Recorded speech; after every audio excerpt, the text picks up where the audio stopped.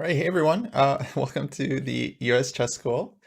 Uh, I'm teaching, this one is supposed to be Romain Edouard, but he had to cancel at the last second. So I'm in. I was going to do one anyway, so it all kind of works out. I'm live with the class here. They're already thinking about the position at hand. And of course, I'm talking to Twitch now, and you guys can think about what you would do here as well. But the lecture series that we've been doing for the past um,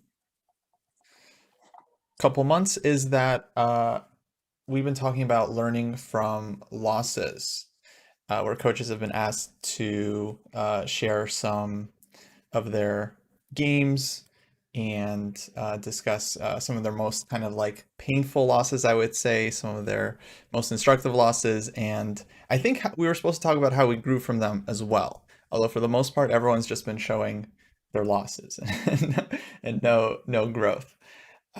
So this first position here is this game I had against Seth Homa, and this was at a tournament in 2016 when I was chasing my final IM norm. And so I had two norms already. I'd already crossed like the 2400 rating at some point. Um, and I just needed one more norm to get the title. So this game was a pretty important game. I was doing okay in this tournament. I think I needed, I don't know, like probably 3 out of 4 or something to get the norm. But it was very important that I win this game with white. And as you guys might imagine, I have like a pretty big decision here to make in terms of what to play. But let me give you guys some time to think about it. And if you have some ideas here, then of course message them to me privately, not to the whole group. And if you want to get called on, make sure to use an exclam in your answer.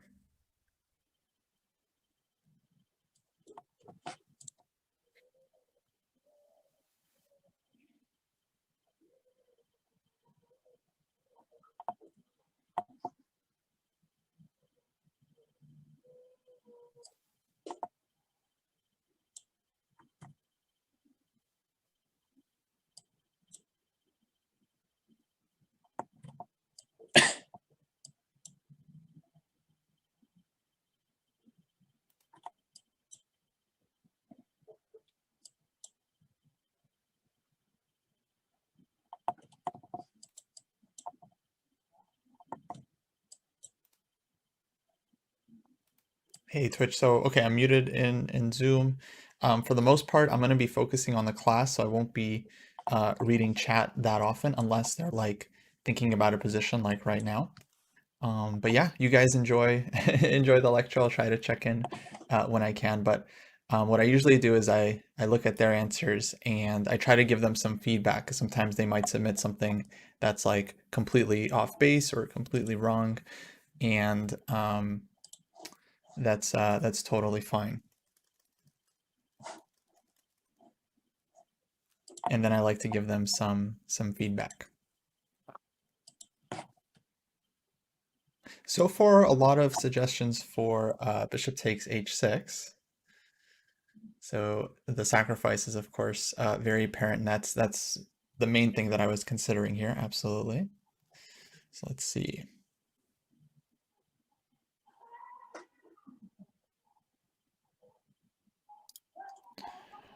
Okay. So far we have like a few suggestions for bishop takes h6, and this was definitely the main move that I was kind of considering in this position.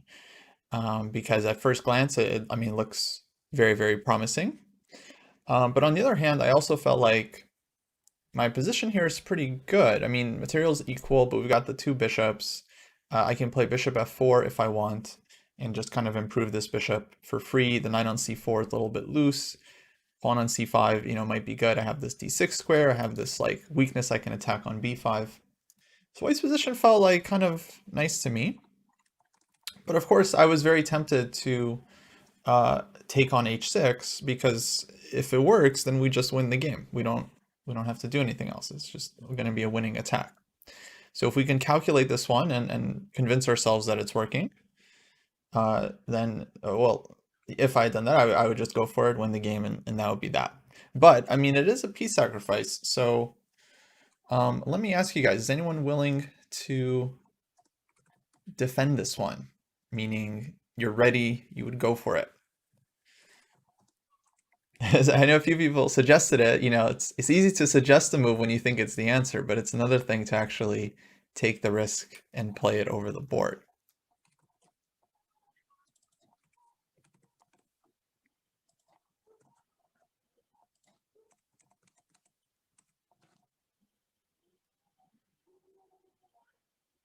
Okay, Radia says they would play it as white.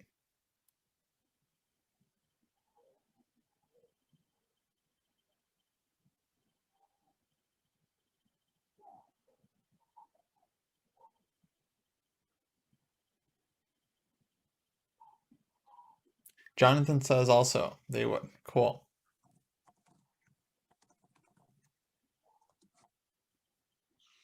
Okay, well, let's go through some of the lines and we'll see what you guys would do there. So, of course, I was calculating takes. Alex says he would also go for it. Nice. Takes. Queen takes h6.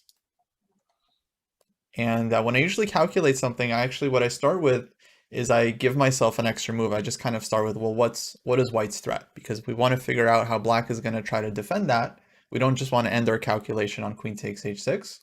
Kind of want to see, well, how is black going to defend? Okay, well, I felt like my threat is probably knight g5. And then if black doesn't have a defense to this, then we're just mating. So my thinking was that probably black is going to play this move rook f e8. I think there were some suggestions for f6. F6 seems pretty easy to refute. We get a bunch of checks. We also get a perpetual if we want. E6 pawn will be hanging. That didn't seem so critical to me. I was mainly concerned about rook e8 with idea knight f8. So what should white do in that position after rook to e8?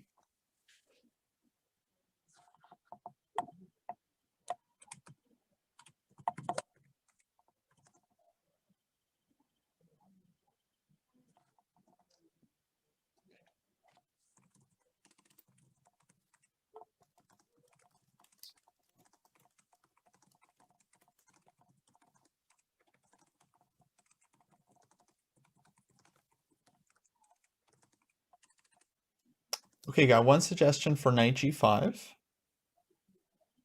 That was definitely a move, yeah, first move to consider. If knight g5, black will go knight f8. So I'm asking you guys to hold this in your visualization because during the game you have to calculate everything before you before you're able to make a choice.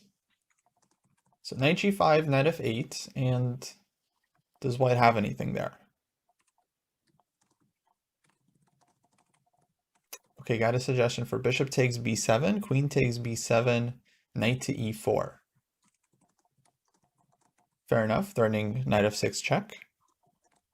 Can also play bishop e4 instead of taking on b7, followed by rook e4. So a few of you guys are suggesting bishop takes b7, queen takes b7, rook e4. Okay, presumably with the idea to go rook h4 and play for mate.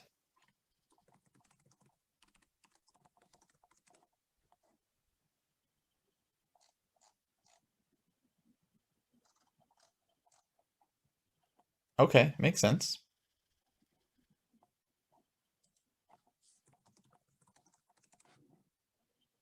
Oh, on knight e4, there might be knight h7. Okay, let's take a look at that line. So we're thinking about bishop takes h6, gh, queen takes h6, rook e8, knight g5, knight f8.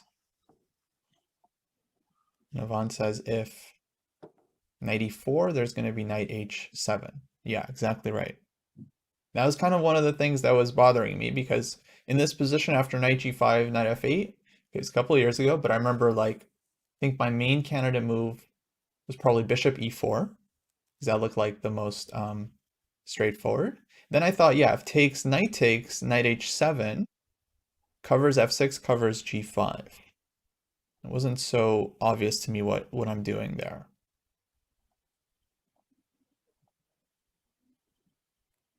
So rook e4 is probably stronger. Yeah, instead of taking with the knight. Rook takes e4 and then heading to h4. And I think I considered rook e4, but ultimately I just concluded, like, I don't know. It looks a bit slow. Because if we imagine rook goes to h4, black plays knight g6, uh, we're not necessarily winning there with the rook on e8. We have queen h7 check, king f8, and yeah, now it's starting to get a little deep, right? So now I'm like, ooh, do I really do I really want to do this? Like give up a piece and then end up missing something, and I'm just down a piece for two pawns, and I had the two bishops. Um, Ivan says knight g5 after knight g6. No, knight was already on g5, Ivan. Knight was already on g5. Okay, so the other line I was considering here was takes, takes, takes, rook e8, knight g5, knight f8, and well, simple bishop takes b7, queen takes b7, um, and then maybe some rook lift there. And it kind of, again, felt like similar. Then I think a different variation I considered was to go rook e4 in that critical position. So the critical position I'm talking about, guys, is after knight g5, knight f8, where white has like kind of a wide choice. So I also thought about rook e4 because I thought, oh, I can sacrifice my rook, and then if takes, I can get my bishop to e4. And then I looked for mate there, but f5, yeah, I couldn't quite figure it out. I also looked at c6, actually considered by Jonathan, suggested this one. Yeah, c6 was also a move that was on my mind because in some cases the queen might be needed on the 7th rank, and if we can pull it off, then that might be good too. Is the bishop f1, bishop d3 idea any good? Question from the chat. It might be a little bit slow. I didn't really consider it during the game.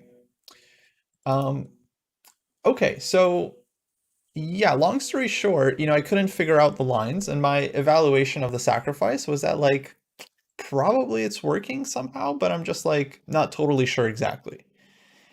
So based on that, what would you guys do here? Would you take or would you play it safe with bishop f4? And I want an answer from everybody because you have to make a move. You can't just do nothing. So you have to choose one of these two moves. Take on h6 or go bishop f4.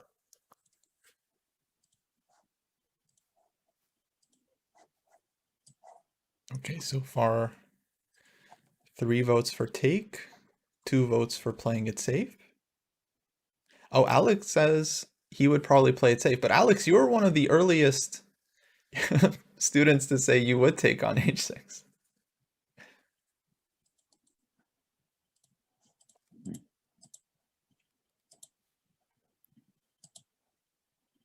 Oh, can I do a poll? I will try. A Zoom poll.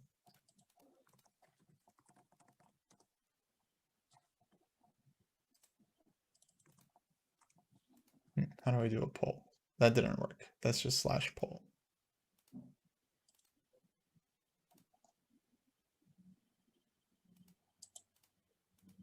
Yeah, it seems too tough. Okay, Avan, I'm gonna unmute you. Let's discuss. Yeah, I mean, I would actually like take the pawn. I mean, Mhm. because if we play it safe, we might win. But yeah, and then I'd play queen h6, and then after rook e8, Mhm. um, I'd probably play knight g5 here as usual, and then knight f8, and here I guess I would just play like bishop takes b7, Mhm. and then rook e4, and I guess after what were you saying, like knight g8, I think. Yeah, here we were a little bit unsure because well, if we just give the move to white, rook h4, then black goes knight g6 against that. So black kind of has like And I was a like waiting thinking move. Hmm. you could play like knight h7 after that, then like knight f6 or uh Oh, I something. see. So yeah, right. If knight g6 at some point, then knight h7 is quite a possibility.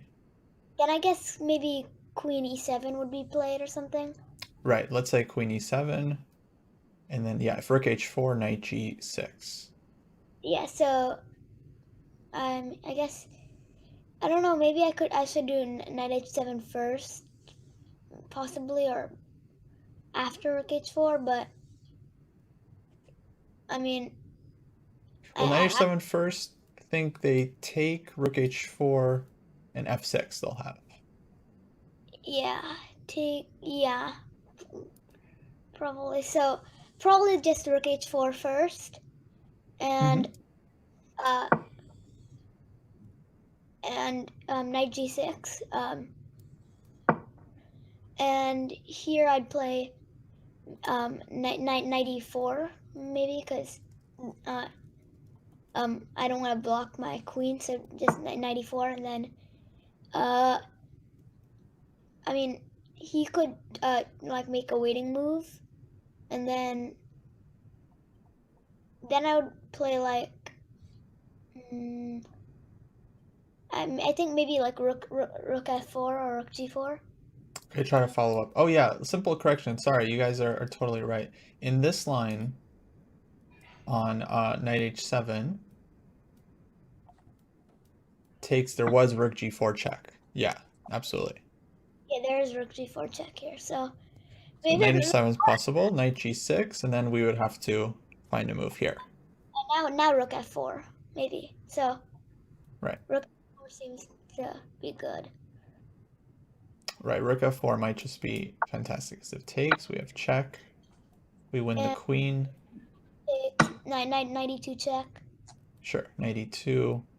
And I mean, black has a lot of pieces, but the king is super weak. We have a bunch of pawns, and one of these knights is going to get caught very quickly. Well, like, maybe you can even play like king g2, h4, and then rook h1, like something like that. Yeah. I mean, yeah, you could try knight d5 as well, but my feeling is like in this kind of position, okay, we always And have like or checks, so we're pretty safe, but h4 here, probably like h4 maybe. yeah, it can be really tough with like the multiple, like the c pawn, the h pawn, and so on. Yeah, so I think this is probably like winning. So yeah, because he has Yeah, no queen really yeah, it hot. should be.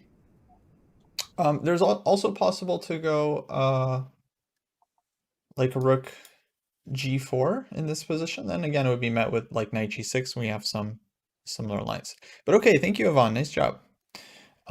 So yeah, it looked like actually it was kind of it was split. I think there were more yeses they would take than playing it safe, but actually there's yeah, quite a few people wanted to play it safe as well.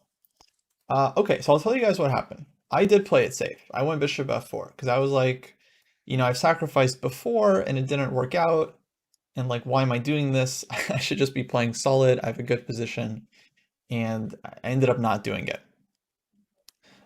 But yeah, definitely I regretted that because I ended up losing the game.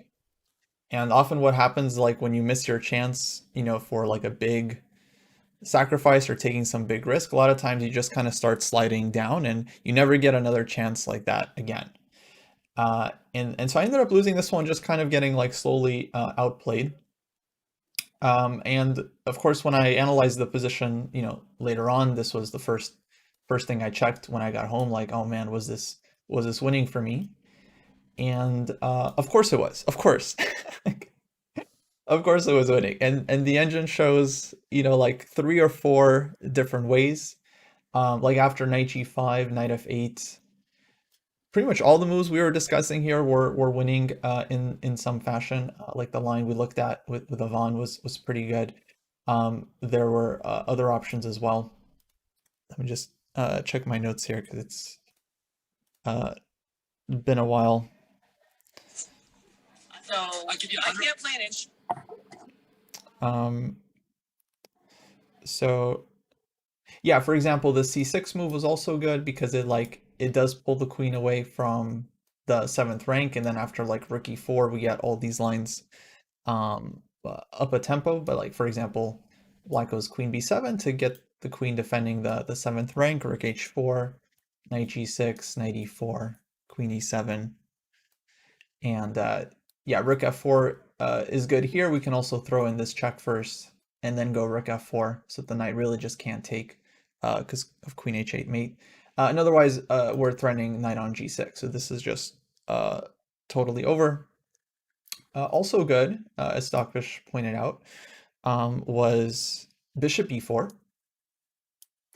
And I think originally I rejected this move because I think I didn't exactly see what I can do on f5, but what we take on e6, and it's just too many pawns. So black's position is collapsing. I don't remember if I just like missed this or what happened, but this would have been a super easy win here.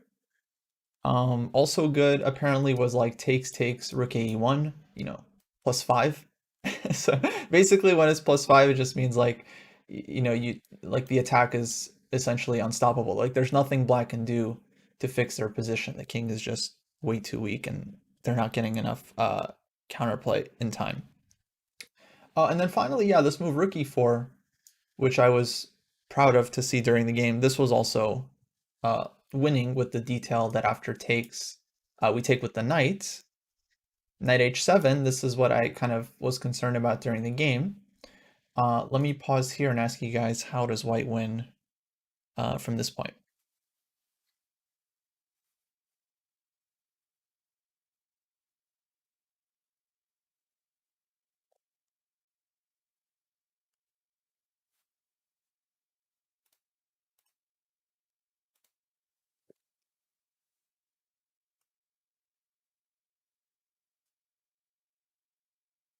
Okay, got one suggestion for a takes b5 so far.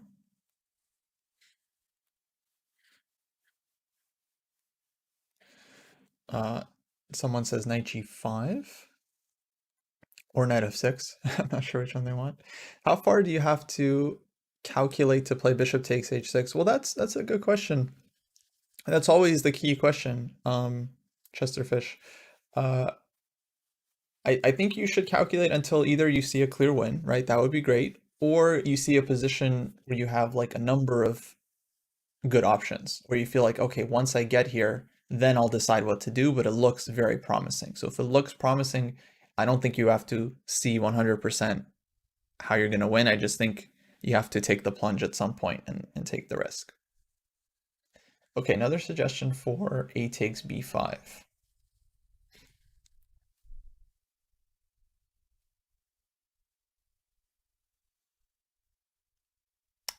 White says knight g5 wins an exchange. Okay, yeah, I got a few options for a takes b5, but then what do you guys want after ab? Because of course we can throw this one in, but specifically, how do we want to follow up after that?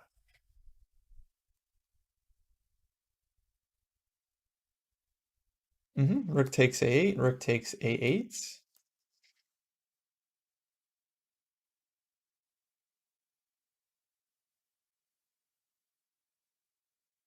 Knight f6 check. And then I guess the idea is knight takes f6, we take on a8.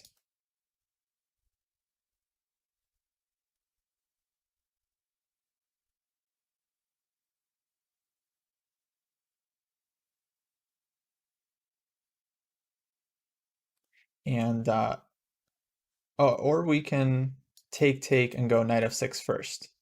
Right, takes, and then take there. I mean, in either case, we are still down a piece, but we are getting a lot of pawns. Even stronger, a few of you guys pointed out, knight g5. Yeah, because we hit h7 and we hit the rook. I think this is what I missed during the game. I just didn't realize that, oh, we're taking on g5 with check, and then we're taking on a8, and then at the end, we're also taking on b5. So we're left with at least 3 pawns for the knight, but again, super weak king. and the super strong H pawn. So white has huge advantage here. Engine, I think, just is winning. Okay, so yeah, long story short, I was like pretty disappointed.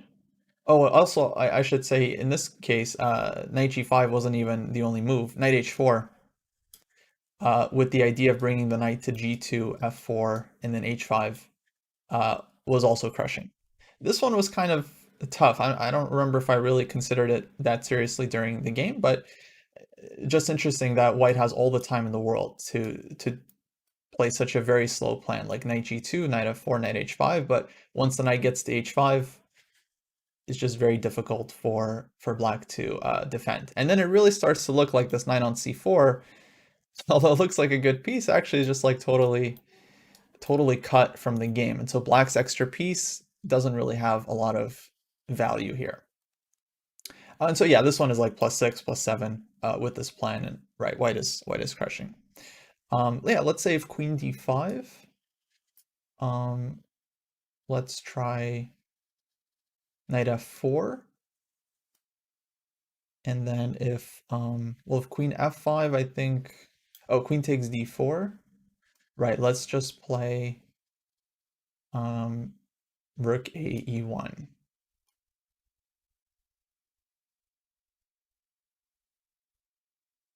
Queen g7, fair enough.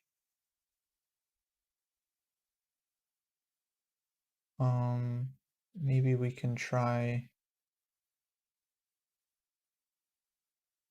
queen h3.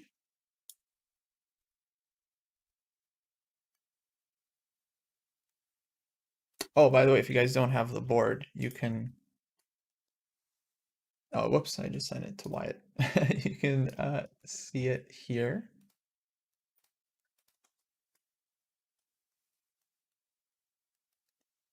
Queen g5. Yeah, I'm not sure what's going on here, to be honest. Maybe maybe white has misplayed it, though I would still like still like white's chances here. But let's go back. Maybe we have something better after queen d5. You can also consider maybe just defending the pawn with rook to d1. Yeah, maybe this one. And then we just want to go here next.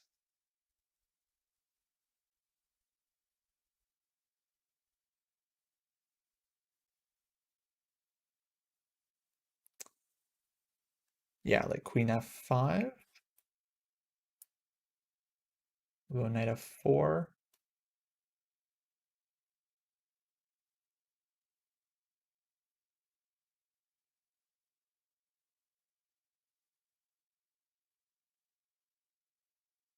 Queen h7. We'll give this check.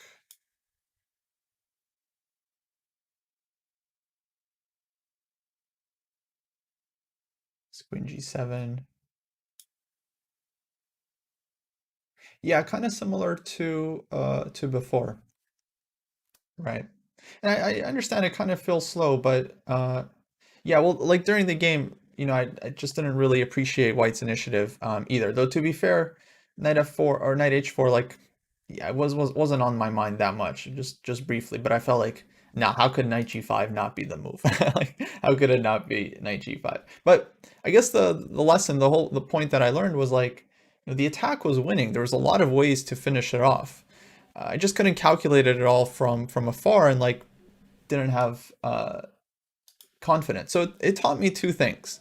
I guess number one, I got to work on my calculation because this is ridiculous. I mean, it was like a winning line. We just had to like just try to see it a little bit more, and we would have gotten it. But number two, you definitely need to have confidence. Yeah, because like you're rarely going to be 100% sure. Like, okay, sometimes someone blunders a piece and you can see that it's hanging and you just take it and game over. You don't need a lot of confidence for that. But for a lot of these lines, they can feel unclear, but deep down you kind of think like, you know, I've seen positions like this before. I've seen sacrifices like this before. I know what a weak king looks like. I know there's going to be something. And odds are, if you take the risk and you go towards that position, even without having calculated everything out, well, once you get there, you're more likely to find the right answer, much more likely, right? Because you can actually see the position in front of you. So too many players, and myself included, obviously this is why I'm showing the game, um, like, want some kind of guarantee, right? That, if you sacrifice, it looks good, but you're not sure what if you end up down the piece. But yeah, in many cases, it's like, either this is the only way to win or it's by far the strongest approach to the position.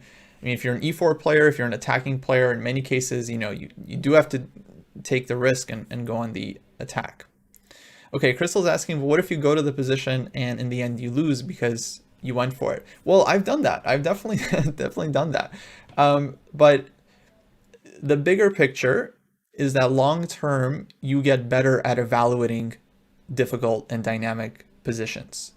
So you might be wrong some of the times. You might think you have a strong attack and then you get there and then your opponent just plays some crazy move f6 and turns out they held everything and you feel silly, why did I give up a piece? But then you'll just learn from that experience. You'll learn like, well, I guess I didn't have enough attacking potential in this position, and that'll help you for future positions when you're evaluating future attacking positions.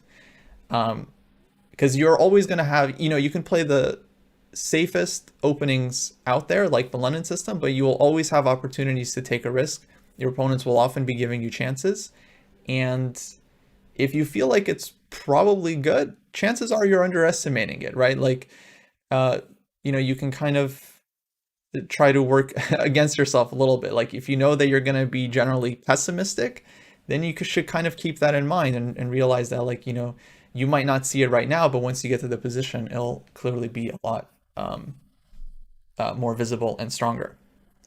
What if is what if it's the last round and you are top seeded? Well, we need more info. We can be the top seed, but are we leading the tournament? It sounds like the question is, what if it's the last round and you're leading the tournament and like a draw is a safe result? Okay, that's a really interesting question. Yeah, if you just need a draw to win the tournament or to like get your norm, then definitely go for the sacrifice because you'll always have perpetual here, right? You can just make your draw and game over. So yeah. Okay. Well, so this was obviously a very painful loss because we, had this chance to win and then it ended up not working out. A few months later, I got another chance to play against Seth in an I Am Norm event. It was actually the same. It was the same tournament, just a couple months later at the St. Louis Chess Club. And I'll just play through some of the moves here in the opening.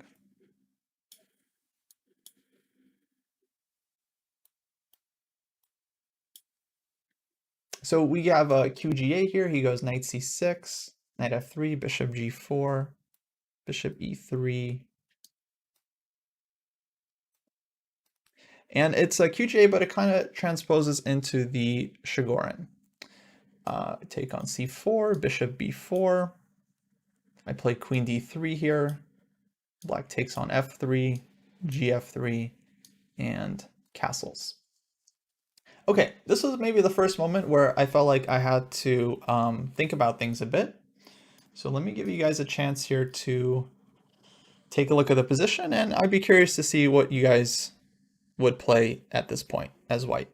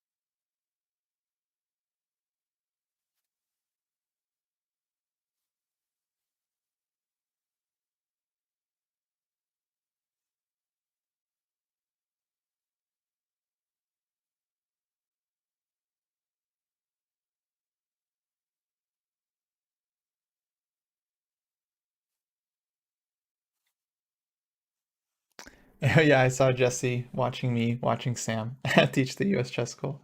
That was pretty funny. Okay, we have suggestions for castles, rook g1, a3, e5, queenside castling,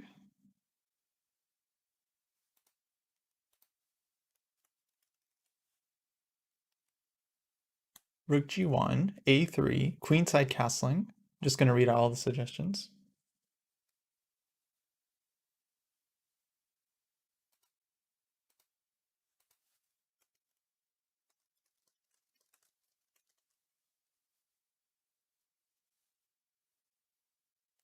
e5 again. Okay, guys, so yeah, a couple different moves suggested here. I had a3, castles queenside, rook g1, castles kingside, as well as e5. Yeah, so a lot of moves in this position already. Someone mentioned this as theory. Like during the game, I honestly didn't know it. I think queen d3 was kind of the last move I was aware of, and then my understanding of this position was that like, well, white has a good center, two bishops, weakened pawn structure. It's kind of interesting and playable. But I was basically on my own here and having to think for myself. Yeah, I definitely was strongly thinking about like rook g1 here. And just going for like a queenside castles setup because it just looks like we can attack. I still thought about castling kingside and putting the king on h1, and I thought that might be possible as well. I don't know if there was a right answer here. I just wanted to see what you guys would do, but what I ended up playing was a3 because my feeling was that like this is actually kind of a nice and flexible move here. And black has a big choice. They have to either trade or choose a diagonal. And if they go back to a5, which feels like maybe the most natural, then this bishop cannot go back to like d6 or e7 at any point, which I thought was actually kind of an achievement if I'm going to attack on the king side, right? So that the bishop cannot defend the dark squares. And if he decides to take on c3, well then, again, we have a choice. Maybe I would take with the pawn to strengthen the center. And here, maybe I'm more likely to castle kingside and actually just play this one more strategically. Just have a big center, go rook a b1, a4, two bishops, king h1, rook g1, and things just look very, very pleasant for white. But basically, I didn't want to decide until he made his decision. So he goes bishop a5, rook g1, knight h5. Typical Shigorin move. And you see this one in the Grunfeld as well, actually, where black just tries to play against the dark squares. So now the idea is to go queen h4, for example, and then try to plant a knight on f4, maybe play g6. I mean, it feels like white should be doing well here, but it actually is kind of an annoying idea if black is able to get all this in. So what do you think white should do here?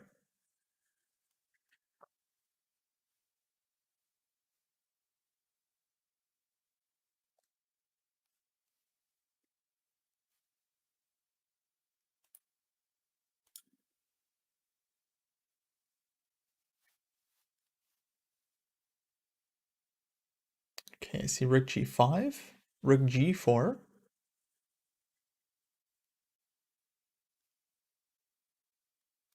Bishop g5, also possible. Though bishop g5, we want to be mindful of the d4 pawn. Crystal says rook g5.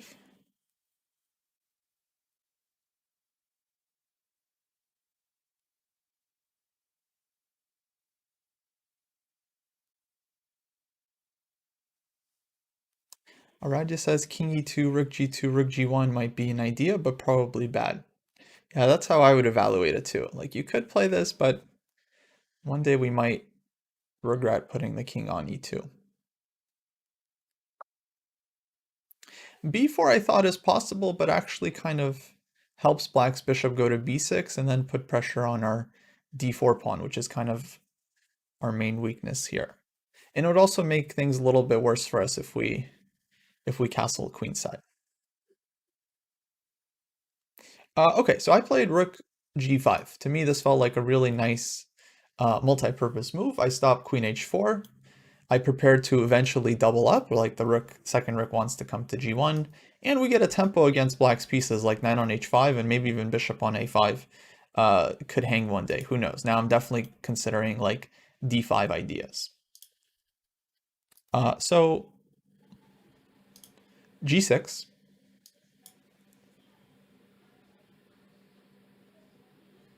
I castled. Bishop b6.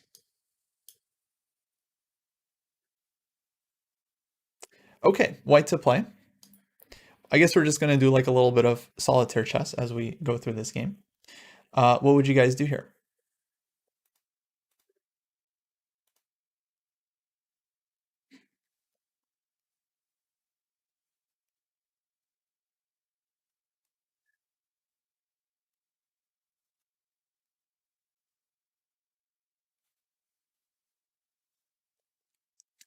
Jonathan says rook takes h5.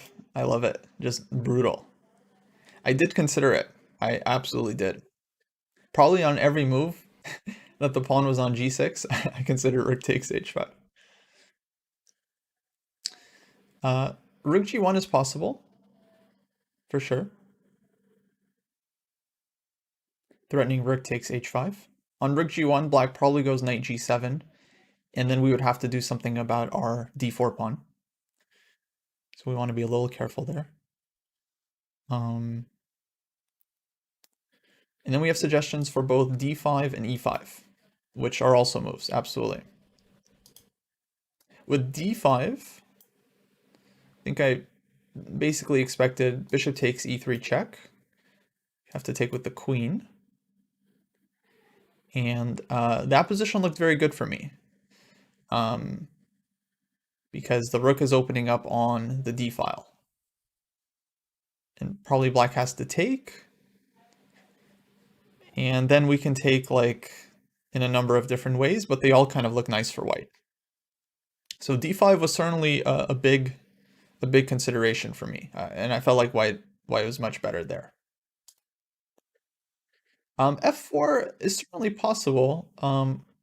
I can't say how much time I spent on it, but I think it definitely feels like a reasonable idea here also, just trying to like play for f5. And as long as our center is under control, then we have time for plans like this. Okay, so I actually ended up going for e5. And yeah, I kind of learned like my lesson from the last game, or at least I was hoping that I did. My feeling was like, okay, I'm attacking now. We're in attacking mode. I should also say this game was, I think, one of the later rounds again in an IM Norm tournament. I still needed my final Norm, and I think I needed to actually win out. I think I needed to win this game and then the last game to get the Norm. Yeah, I think this was the penultimate game. And I had already won the previous game, round 7, which I also needed to win. So I needed to win like my last 3 games to get the Norm. And I won the first one. This was now game 2 that I needed to win, and then I would have to win with black if I wanted the Norm. So now at this point, I'm like, okay, I'm attacking. If I need to sacrifice, I'm going to sacrifice. And whatever confidence we need to go for it, like, because a lot of times it's not just the sacrifice that you need a little bit of spirit for.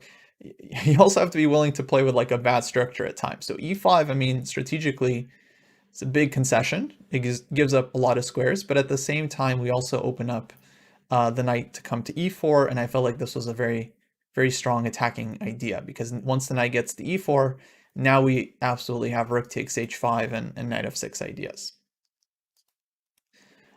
So black played knight e7.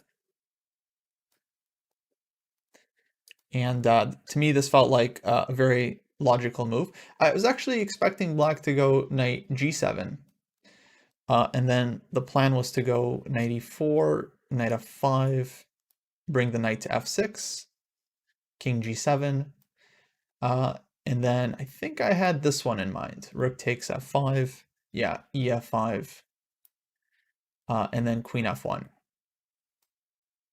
and just bringing the queen over to the king side. Knight on f6 is really powerful, and Black's king is basically getting mated. Whenever they go h5, they have to deal with knight h5, rook g1, and so on. So I was already ready to just like sacrifice an exchange like this, and I was kind of definitely feeling up for it. But instead, Black goes knight e7. Okay, white to play. What would you guys do?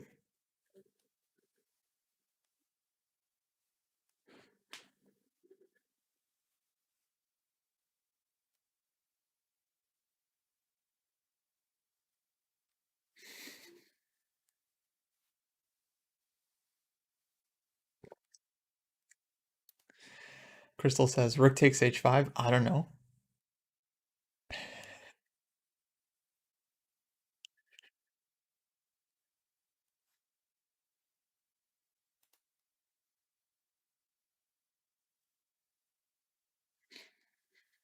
Okay, we got rook g1.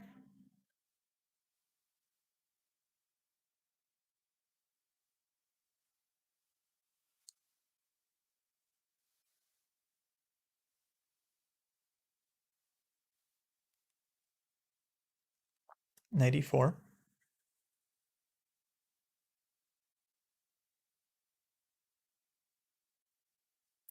Knight e4 is logical.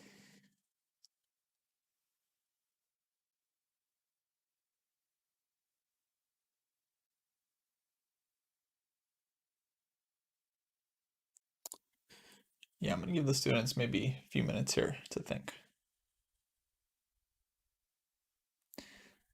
Yeah, a lot of suggestions for knight e4. Definitely probably most logical move in the position because, well, that was their idea with e5, right? To bring the knight to e4.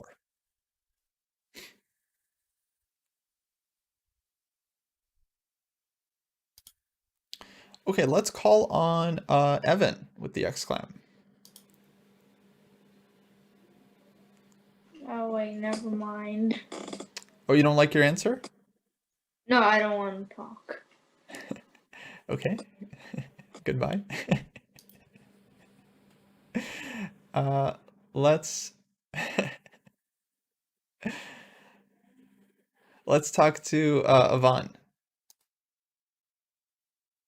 All right, I might mute myself randomly because I'm not really sure if I want to talk, but anyways, I played rook takes h5, g takes h5, rook g1, and then after I guess after knight g6, because if king h8, I was thinking bg5 and that just wins. Okay. Yeah, stoppable. And if and he can't even go knight g8 because the knight's pinned.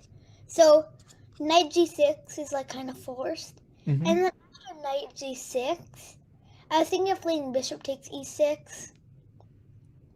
And then rook. But then we only have perpetual, so I'm not really sure. Right. But your idea, right, was to take here and then seems like because we don't have a third rook, unfortunately, to go to the g file. But okay, definitely you're not committed to. I mean, I just hope that a draw is like enough for you to get like that last IM one. No, you didn't hear me. I need to win. Oh, you need to win. Yeah. Yeah, but okay, it's certainly a good try. Nice job. Let me call on Daniel. Okay, so I think we should take on h5 and then probably go bishop g5 to eliminate any knight g6, knight f5 somehow, and the piece is defending. And then next move we're going either rook g1 or bishop f6, queen e3, queen h6, and it seems like the game's over. Probably just queen e3 next move, and yeah, that's it. Okay, yeah, no, very good actually. So, right, my thought process here was as follows. I mean, my first thought was like, okay, let's just play knight e4 because that's what I said I was gonna do.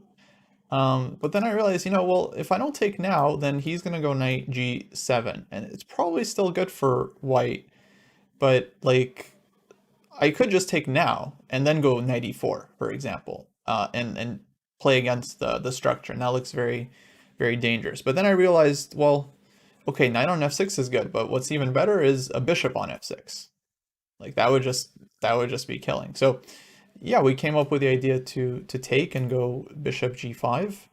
And again, I had this thought like, well, should I sack? I could just play knight e4. And I was like, no, sack, sack immediately. Like, if you don't do it now, yeah, you don't get your chance. But the point that Daniel mentioned is very important, that we stop black from being able to play immediate knight g6. This makes their defense very difficult. They got to get out of this pin.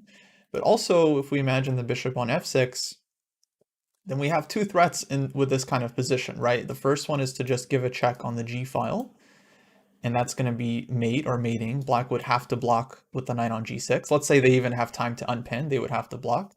But the second threat is to bring the queen to h6. And if black wants to defend against this one, well, the knight would have to go to f5 to cover g7. So black can defend against one of these ideas, but not really both. And so once we kind of conceptualize this, then it became very easy to believe that white is just totally winning here. So yeah, now black, I mean, is just lost. He tried queen d7. You know what to do, bishop f6, rook f d8, queen e3, and black played queen e8 here. Okay, guys, so now it's like forced mate, so white to play and win. Did you guys find the final combo? More than one move, please.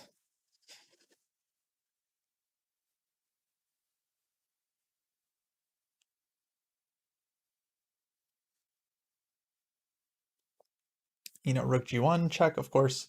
Black is going to go knight g6.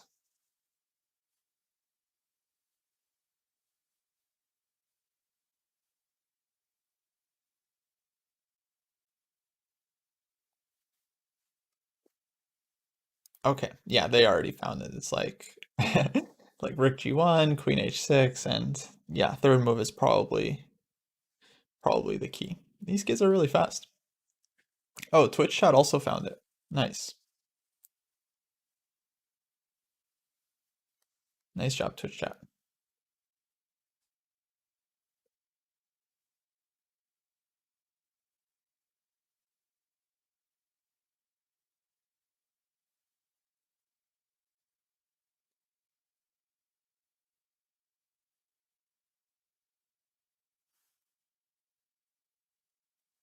I am letting them talk. They don't want to.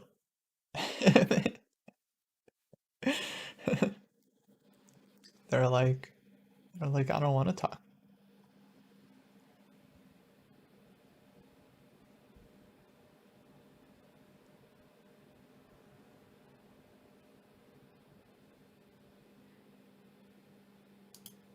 Okay, guys, you found the right line, so nice job. Rook g1, or you could start with queen h6, either way. Knight g6, queen h6, queen f8, and yeah, hopefully you saw the next move before you play all this, because otherwise, you know, you're kind of losing a tempo. And actually, yeah, if we don't just win here, I mean, black is going to be taking on d4, and things could get super messy. So very important that we see rook takes g6.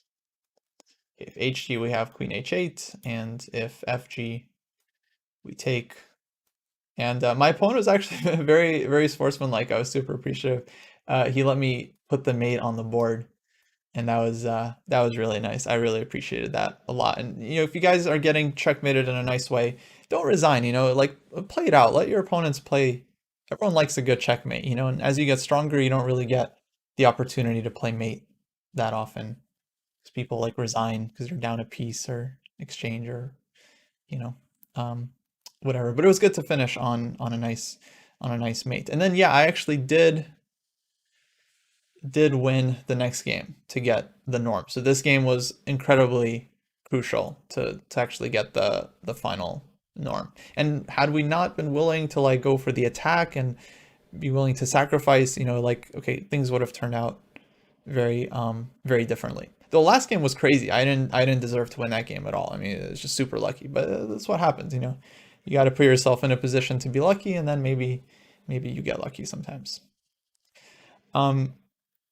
So hopefully what we learned was clear. I mean, if you feel optimistic about a position, even if you don't calculate everything 100% all the way through, if you feel like it's promising, it's usually worth to take the plunge, take the risk, and try to go with your gut feeling, you know? Think about all the times you've analyzed with the engine and it shows you all these wins, and like think, is this one of these positions where I'm going to check the engine later and it's going to show me like so many ways that we could have been winning. So hopefully that helps you guys make some better decisions for the future. Well, okay, guys, I think we are gonna wrap it up here. If you have any final questions, feel free to use the chat. I'm impressed. You guys managed to get through the whole class. We didn't have to close the Zoom chat. Usually it's like 5 minutes in and we're already struggling to keep everyone on track.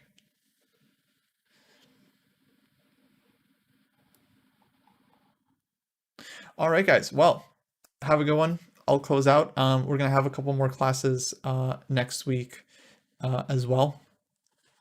And yeah, I'll catch you guys all later.